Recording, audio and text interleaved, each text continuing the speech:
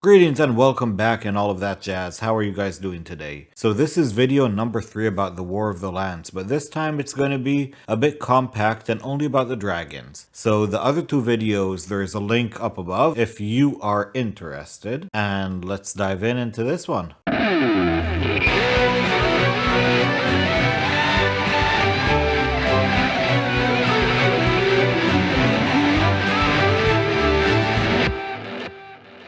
Unlike the third Dragon War, this one saw dragons and mortals acting in close cooperation, with neither being the dominant force and proving that each has value to the other. And that is surprising with the arrogance of the dragons. Throughout the war, the dragons found active duty in multiple theaters of battle, determined in part by their ideal climates, but also by their willingness to engage regular combat.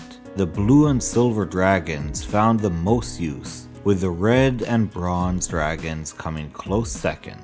Because of their particular natures, black and green dragons were seldom used in major frays against strongholds such as Solamnia, instead being employed for isolated operations and support.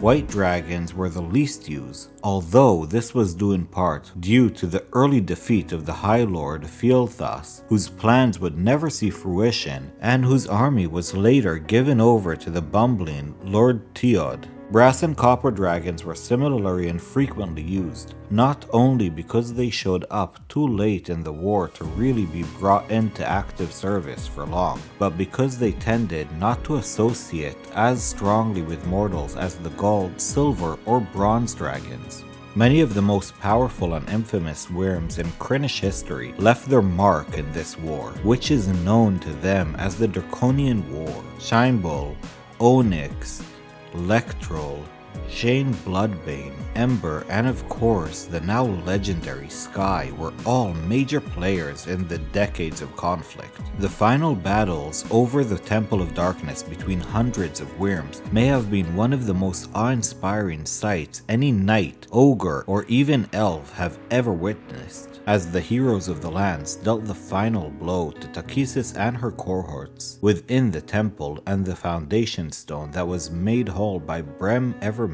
The aerial dogfighting above was a bloodbath. Victory was handed to the forces of Light and Whitestone army, but at a great cost. A number of elder dragons lost their lives overcoming the chromatic dragons in Naraka. Following the war, Whitestone allies hurried the 5 dragon armies ceaselessly, sending them running back into lands they had conquered, and in some cases evacuating them even from there. Only the blue dragons remained fiercely loyal to their commanders, in large part. The other evil dragons scattered and went rogue, apart from those few who enjoyed their roles within the human and orc forces. Eventually an ad hoc truce was created and the continent enjoyed a few decades of relative peace, but one man and his dreams of glory brought that to a screaming halt. And that is it for today, guys. I hope you enjoyed this video. We'll see you in the next one. And like I said, if you are interested in a more in-depth video about the War of the Lands, there is going to be one posted up there or down there. But in the meantime, have a lovely day.